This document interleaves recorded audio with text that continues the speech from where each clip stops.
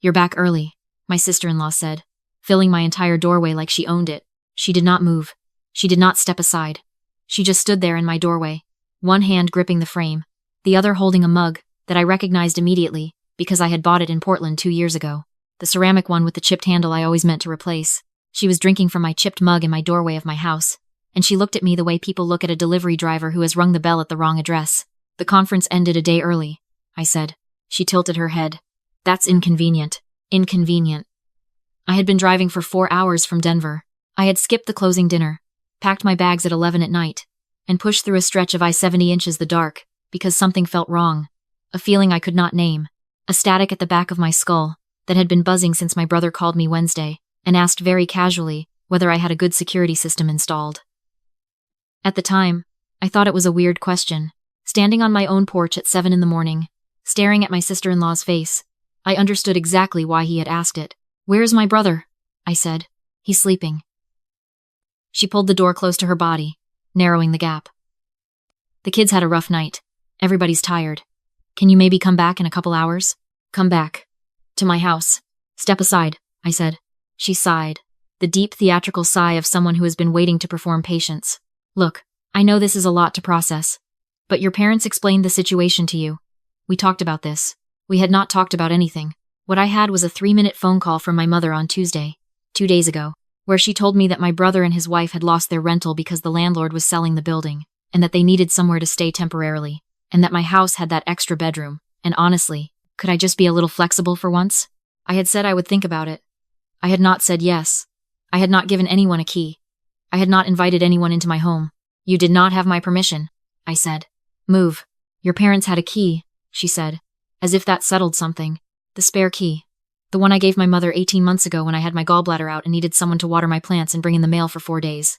That key, the one I had asked for back twice and been told was probably in the junk drawer somewhere." My sister-in-law finally stepped aside, but not out of courtesy. She stepped aside because my brother appeared behind her, wearing my college hoodie and holding a cup of coffee, and even he seemed to understand that blocking a doorway was a step too far. He had the grace to look slightly sheepish, which was more than she had offered. "Hey," he said. "Hey," I said back, walking in. My living room had been rearranged. The couch I had positioned to face the window now faced the television instead. There was a portable crib wedged between my bookshelf and the radiator. A bag of diapers sat open on my coffee table, and there were fingerprints on the glass panel of my gas fireplace at exactly the height a 3-year-old could reach. My guest room door was closed. I could hear a cartoon playing behind it. My brother watched me take in the room. He wrapped both hands around his mug, my mug, and said, "We were going to call you today, once you were back." "I am back." "Yeah." He looked at the carpet. "We just needed a few days to figure out next steps. The landlord gave us 3 weeks' notice. 3 weeks. On a family with 2 kids. We didn't have anywhere to go." "You could have asked me," I said. My sister-in-law made a sound from behind me. A small, compressed sound. The sound of someone choosing not to say something they very much want to say. "We thought you'd say no," my brother said. There it was. The honest version. They knew I would say no, so they did not ask. They used the stolen key, moved the furniture, enrolled their kids in my neighborhood without consulting me, and simply created a situation that they believed I could not undo. Because undoing it would require me to throw my niece and nephew out of a house they had already begun to treat as home, and they were counting on me to be too soft for that. I looked at my brother for a long moment. He was 34 years old. He had lost 3 jobs in 5 years, and I had loaned him money twice and never been paid back and never pressed him for it. He was not a bad person. He was a person who had learned that I was the path of least resistance, and he had worn a groove in that path so deep that he no longer noticed it. "I need to think," I said. My sister-in-law's posture shifted immediately, relief loosening her shoulders. "That's all we're asking. Just think about it. It would only be for a little while. I'm going to get some air," I said. "I'll be back." I walked out my own front door, down my own porch steps, and got into my car.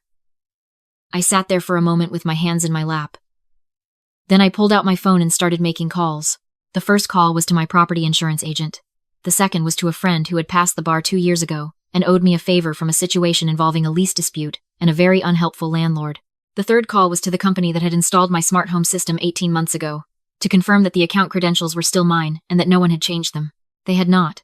My brother had used the key to get in, but he had not thought to look for the router, and he had not thought to change the system password, which meant the cameras I had installed in the kitchen, the hallway, and the living room were still recording, still sending footage to my cloud storage. Still mine. I sat in my car and opened the app. The kitchen camera showed my sister-in-law pouring herself a second cup of coffee from my coffee maker. The living room camera showed my brother back on the couch, phone in hand. The hallway camera showed a pair of children's sneakers lined up neatly by the wall, which was the only tidy thing I had seen since walking in. I watched for a few minutes. Then I put the phone face down on the passenger seat and stared at the windshield. For a long time, I had told myself a story about my family. The story was that my brother had it harder than me, that I was the lucky one, that my stability was something I should be willing to share. I had believed, somewhere underneath all of it, that they were proud of me, that the sacrifices I had made, the decade of 70-hour weeks, the move to a city where I knew no one, the years of eating lunch at my desk and answering emails on holidays, that all of that had earned me something. Not just the house, their respect, their acknowledgement that I had built something real. I was sitting in the driveway of that house right now because they had used it as a storage unit for their emergency. I was not the lucky one. I was the backup plan. The thought did not make me cry. It made me very, very calm. I picked up my phone again and called my lawyer friend back.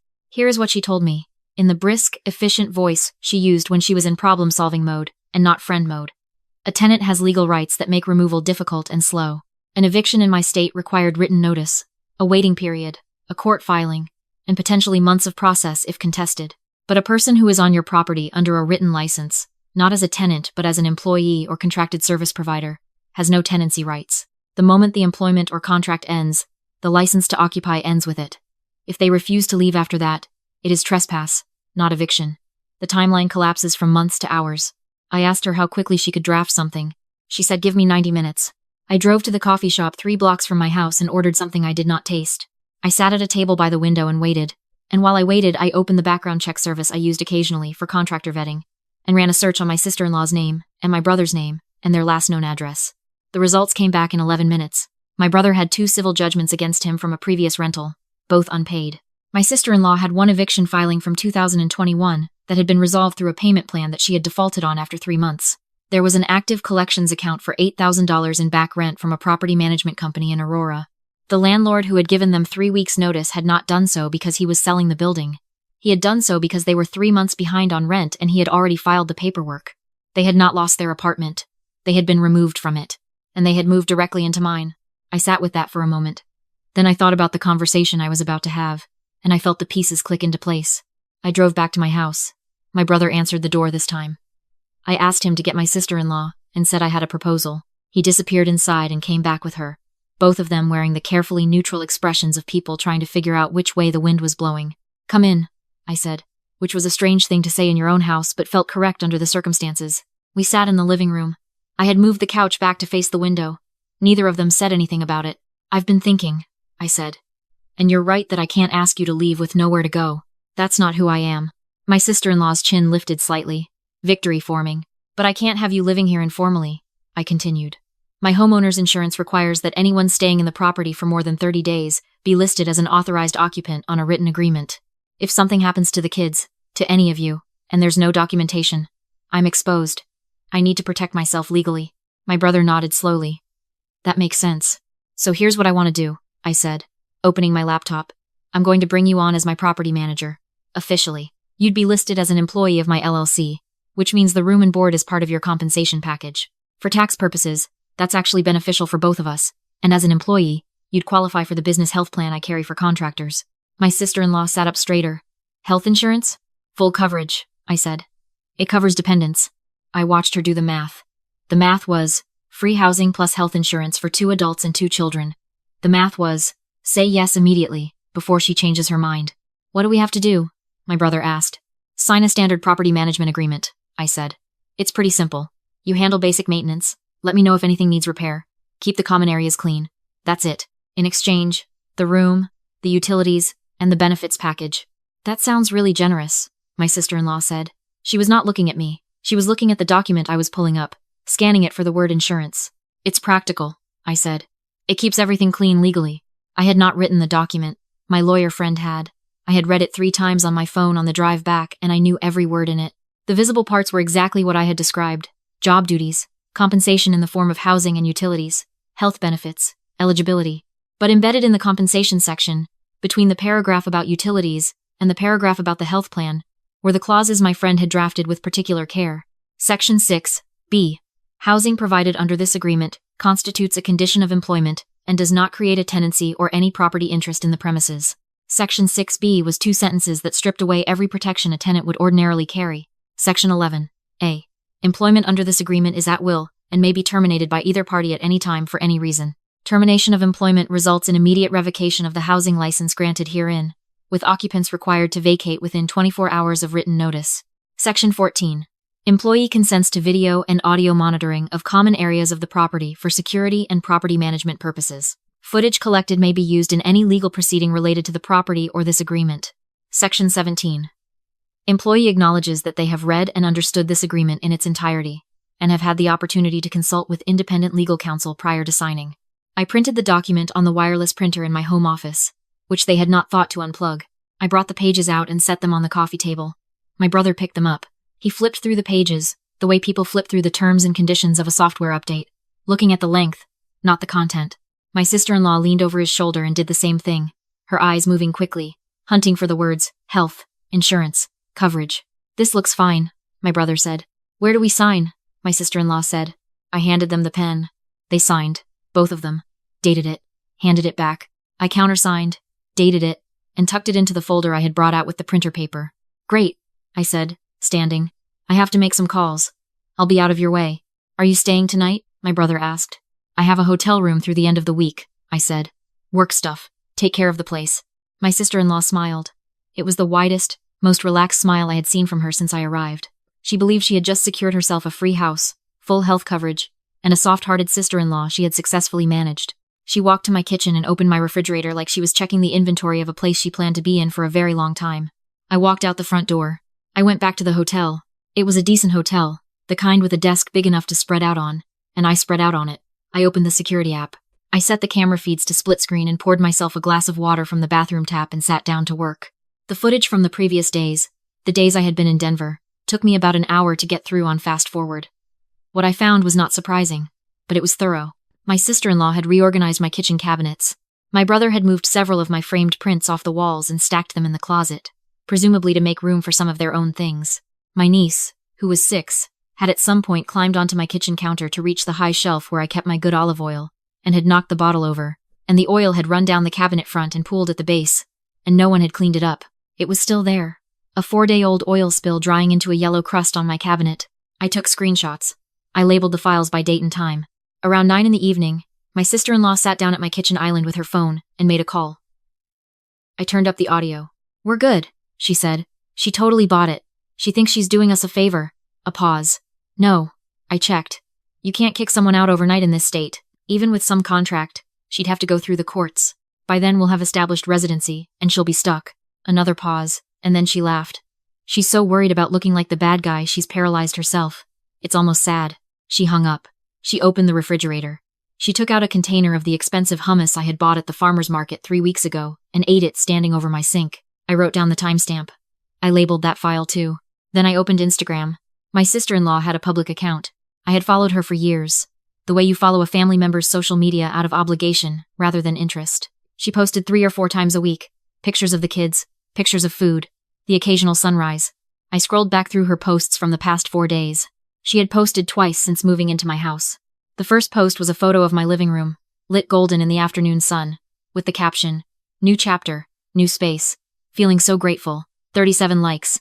Several comments saying congratulations, and that the place looked beautiful. The second post was a photo of my backyard, taken from my kitchen window, coffee mug in the foreground, my chipped Portland mug. The caption was, "Slow mornings in our new home. Blessed." Our new home. She had publicly claimed my house as hers on a platform with 400 followers.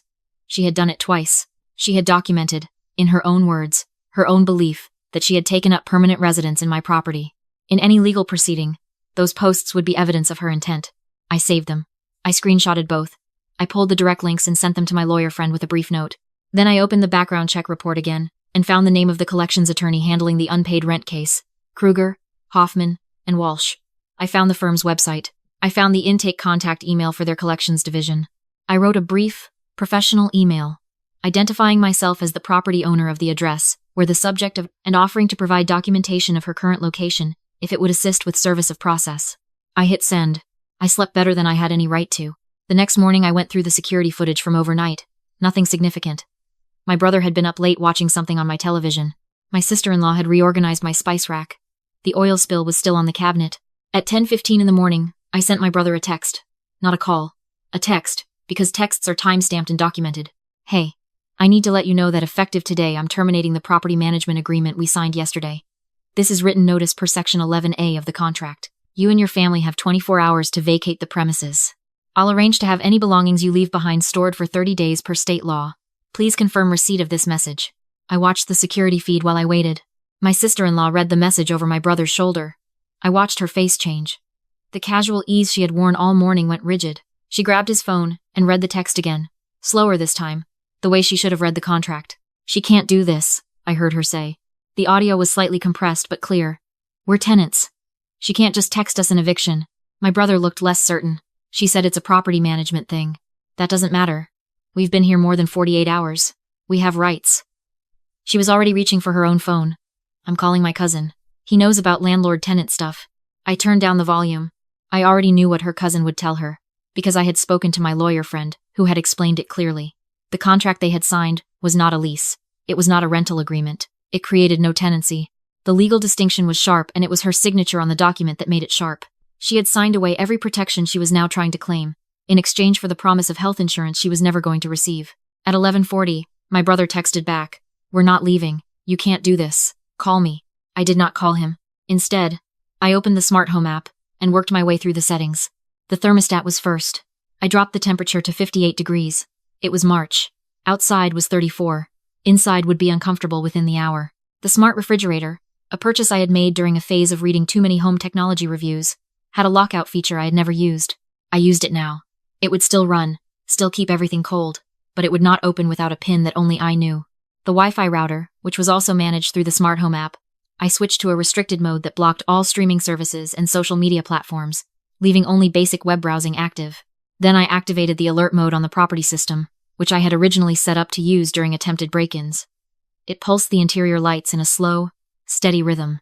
Not strobing, not alarming, just wrong enough to make a house feel like it was breathing at you. I watched the feeds. My sister-in-law appeared in the kitchen at 12:10. She pulled the refrigerator handle. It did not open. She pulled again. She stepped back and looked at it. She pulled a third time, both hands now, and the refrigerator remained closed and cold, and absolutely indifferent to her. My brother walked in. She pointed at the refrigerator. He tried the handle. Same result. He looked at the lights pulsing gently overhead, at the refrigerator that would not open, at the temperature display on the thermostat that now read 58 degrees, and he took out his phone. He called me. I let it ring. He called again. I watched him stand in my kitchen, in my hoodie, holding my mug, calling a number that was not going to answer, in a house that was no longer cooperating with him, and I thought about the word my sister-in-law had used the night before. Paralyzed. She had said I was paralyzed by not wanting to look like the bad guy. I was not paralyzed. I had simply been waiting until I had everything I needed. At 2 in the afternoon, my lawyer friend sent me a message. The collections firm had responded. They had been attempting to serve my sister-in-law for 4 months. They were very grateful for the current address. A process server would be dispatched that afternoon. At 3:17, the doorbell camera showed a man in a gray jacket walking up my porch steps. He rang the bell twice. There was a long pause. Then my brother opened the door, and the man in the gray jacket said something, and my brother turned and called into the house, and a moment later, my sister-in-law appeared in the doorway. The process server handed her the envelope. I watched her take it. I watched her look at the return address. I watched her face go through something I did not have a word for. A rapid sequence of emotions that started at disbelief and moved through something like fear and landed somewhere cold and practical. She looked up and down the street. Then she looked directly at the front camera, which was mounted above the door in a small, weatherproof housing that I had installed myself on a Saturday afternoon 18 months ago, and which she had apparently never noticed until this exact moment. I lifted my glass toward the screen. What happened over the next 90 minutes was not dramatic. There was no screaming, no confrontation, no moment where anyone said the things that would have been satisfying to say. My brother called my mother, who called me, and I did not answer. My sister-in-law made several phone calls in the backyard, and from the hallway camera I could see her arms moving in tight, controlled gestures, the body language of someone making arguments to people who were not agreeing with her. My brother began packing bags. Not neatly. He moved quickly, and without system, stuffing things into suitcases that did not belong to the suitcases. The children were quieter than I expected. My niece sat on the bed in the guest room with her stuffed rabbit and watched her parents pack. She did not cry. She was old enough to understand that the atmosphere of a house can change completely and quickly, that the adults in her life moved in and out of crisis the way weather moves. And she had learned, the way children of chaotic households always learn, to be very still when the storm was passing through. That part made me feel something that was not satisfaction. I kept it separate from everything else. At 4:52, the front door opened, and my brother carried the first load of bags to the car. At 5:30, the house was quiet on every camera. I waited another 20 minutes to be certain. Then I drove back. The key I had given my mother had been left on the kitchen counter. The manual lock they had installed in the first 2 days, a cheap barrel bolt they must have bought at a hardware store, had been removed and left next to the key. The furniture was not back where I had it, but nothing was broken. The oil spill on the cabinet had been wiped up, imperfectly, leaving a faint yellowed outline. The portable crib was still in the living room, folded flat, probably too large to fit in whatever car they had left in. I stood in the middle of my living room. The lights were still cycling slowly from the alert mode I had set. I opened the app and turned them off. The house went to its normal afternoon light, pale gold coming through the west windows, the hum of the refrigerator now unlocked and functioning, the low sound of the street outside. I sat down on the couch. For a long time I did not do anything. I did not call anyone. I did not open my laptop. I sat with the specific kind of silence that a house has when it belongs to you and only you. The silence that contains all of your choices and none of anyone else's, and I let it settle around me. My brother called me that night. I let it go to voicemail. He called twice more over the following week. My mother called 4 times, and my father once. I listened to the voicemails and did not return them. What I did instead was change the spare key protocol entirely. I bought a smart lock that required a PIN and a fingerprint, and I was the only person who had either. I called my insurance agent and formally updated the property records. I sent a brief, factual email to my parents explaining what had happened and what I had done and what the legal status of the situation was, and I told them that I loved them and that I would not be available for conversations about my brother's housing situation or my alleged obligations toward it. My lawyer friend told me, 6 weeks later, that the collections firm had successfully garnished my sister-in-law's wages following the lawsuit judgment. My brother had found a room to rent in a shared house on the other side of the city. My sister-in-law was on a rental blacklist, maintained by a property management association covering most of the metro area, which meant her options for apartments going forward were limited to private landlords who did not run standard checks, which was, my lawyer friend noted dryly, exactly the same situation she had been exploiting before she ended up in my guest room. I did not feel triumphant about that. I felt finished. There is a difference. There is a version of this story where I am the villain. I know that version. I have heard it in my mother's voicemails, in the particular tone my brother uses when he says my name. In that version, I weaponized a legal technicality against people who were struggling, and I did it coldly, and I did it without giving them a real chance. I understand why that version exists, but there is another version, and it is the one I lived. In that version, I had a house I built myself, year by year, hour by hour, and the people who were supposed to love me decided that my house was more valuable than my autonomy. They decided that my stability was a communal resource they were entitled to draw from without asking. They told themselves a story in which I was selfish for not sharing, without ever asking whether I would have shared freely if they had simply asked. They never asked. They took. The legal mechanism I used to remove them was just a mechanism. What I actually did was much simpler. I stopped participating in the story where I was the backup plan. I withdrew my consent from the arrangement where my success existed to absorb their failures. I drew a line and I enforced it, and I did it without shouting, without cruelty, without a single moment where I gave them the satisfaction of seeing me rattled. They thought a house was something you could take if you moved fast enough and counted on someone's love to keep them from fighting back. They were wrong. Love is not the same as unlimited access, and the most powerful thing I ever did for myself was not the contract, not the cameras, not the legal maneuvering. It was the moment I sat in my car in the driveway and decided, quietly and completely, that I was allowed to protect what I had built, that my home was mine, that I did not owe anyone the keys. The house is quiet now. The oil stain outline on the cabinet faded after 2 or 3 cleanings and is gone entirely. The walls are back to how I had them. The couch faces the window. Some mornings I sit with my coffee and look out at the backyard and I think about my niece sitting on that bed with her stuffed rabbit, perfectly still, waiting for the storm to pass. I hope someone teaches her, eventually, that she is allowed to be more than still, that she is allowed to build something and protect it, that the people who love you are not always the ones who deserve the keys. I hope someone teaches her that. I hope she does not have to figure it out the way I did, sitting in a car in her own driveway with her hands in her lap, realizing for the first time that being the capable one and being the one who absorbs everyone else's damage are not the same thing, and were never supposed to be. The most important thing I ever did was leave that driveway. The second most important thing was going back.